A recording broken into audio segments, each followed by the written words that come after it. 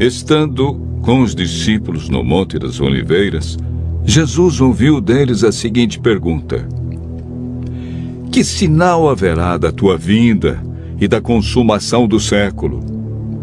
O mestre, então, enumerou vários sinais indicadores do seu retorno à terra. Alguns sinais destes apresentados tiveram cumprimento inicialmente em Jerusalém e serviram como maquete ilustrativa dos acontecimentos do fim. Outros sinais, porém, estão se cumprindo agora, em nossos dias. Todos os dias lemos e ouvimos nos jornais, rádio e televisão inúmeros acontecimentos. São várias as tragédias: terremotos, chacinas, roubo, enganos, crianças abandonadas, doenças, fome, guerras.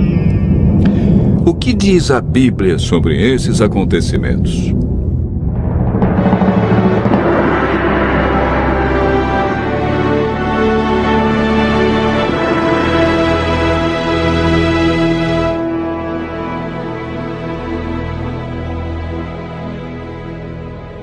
Vamos analisar os sinais que antecedem a sua volta em 3 partes. Primeiro, os sinais no mundo social. Segundo, sinais no mundo natural. E por último, sinais no mundo religioso.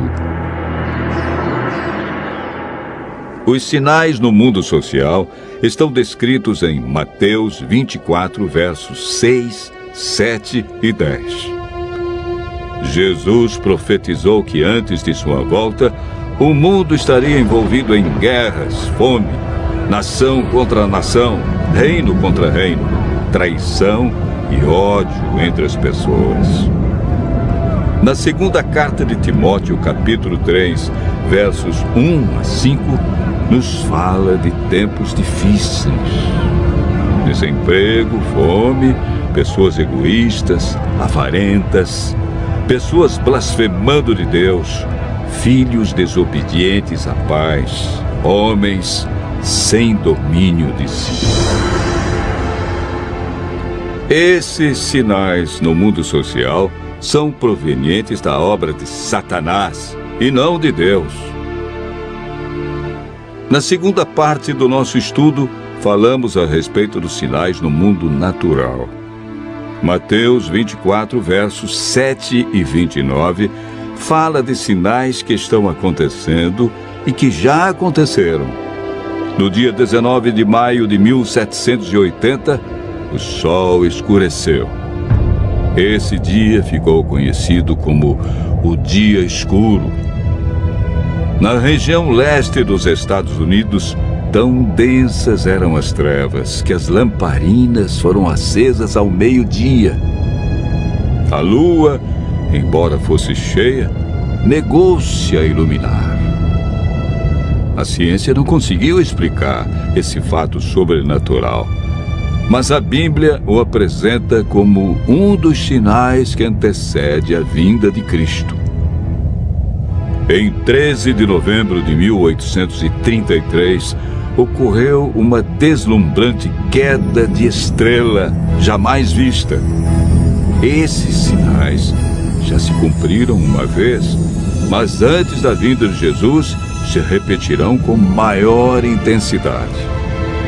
Os sinais no mundo natural, como terremotos, enchentes e grandes calamidades que matam milhares de pessoas, indicam que Satanás está agindo até mesmo na natureza. Tratamos na terceira parte do nosso estudo sobre os sinais no mundo religioso. Mateus 24, versos 4 e 5, fala sobre o engano religioso que haverá no tempo do fim. Mateus, capítulo 24, verso 11, refere-se ao aumento das religiões. Somente no Brasil existem mais de 1.500 religiões cristãs. No mundo, são mais de 35 mil religiões cristãs. Jesus afirmou também que antes de sua vinda, os falsos cristos e falsos profetas operariam sinais e prodígios. Mas o que fazer diante de tantas religiões? O conselho de Jesus é claro. Ele diz: acautelai-vos para que ninguém vos engane, porque muitos virão em meu nome e enganarão a muitos. Segundo Pedro 2, versos 1 a 3, fala da atitude de líderes religiosos que são movidos pela ambição e acabam usando a religião, a Bíblia, milagres e o nome de Deus para explorar as pessoas que os procuram em busca de curas, sinais e prodígios. Outro sinal no mundo religioso é encontrado em Mateus 24, verso 14. Apresenta o sinal de Deus, que indica que o fim realmente chegou. Esse sinal é a pregação do Evangelho do Reino em todo o mundo. O apóstolo Paulo nos fala em Gálatas, capítulo 1, verso 6, de um outro evangelho que parece ser bíblico, mas não é. Esse evangelho é o falso evangelho de Satanás, pois este sabe que pouco tempo lhe resta e está empenhado em difundir os seus terríveis enganos. O que devemos fazer para não sermos enganados diante de tantas religiões? Em 1 João, capítulo 4, verso 1, encontramos a resposta. A Bíblia nos orienta a provar se os espíritos provêm de Deus ou não, ou seja, comparar. Aquele que quiser fazer a vontade de Deus deve comparar a doutrina da Bíblia com aquilo que outros ensinam. Por que Deus manda provar? De acordo com Mateus 7, verso 15, o engano vem parecendo verdade. Paulo afirma que não é de admirar, porque o próprio Satanás se transforma em anjo de luz. Não é muito, pois que os seus próprios ministros se transformem em ministros de justiça, e o fim deles será conforme as suas obras. Segundo Coríntios, capítulo 11, versos 14 a 15. Satanás tem poder para encantar as pessoas. Se mostra de maneira diferente e apresenta a verdade de forma distorcida. Seus meios de enganar, segundo Mateus, são sinais, curas e prodígios. De acordo com a Bíblia, estamos vivendo nos últimos dias e Satanás sabe que lhe resta pouco tempo. Por isso sua ira se volta intensamente contra aqueles que seguem os mandamentos de Deus. O diabo quer nos levar a cometer iniquidade e nos desviar do evangelho verdadeiro, pois também tem o seu evangelho para enganar, torcer e mudar as verdades divinas. Este grande conflito que começou no céu e passou pelo Éden, agora chegou até você.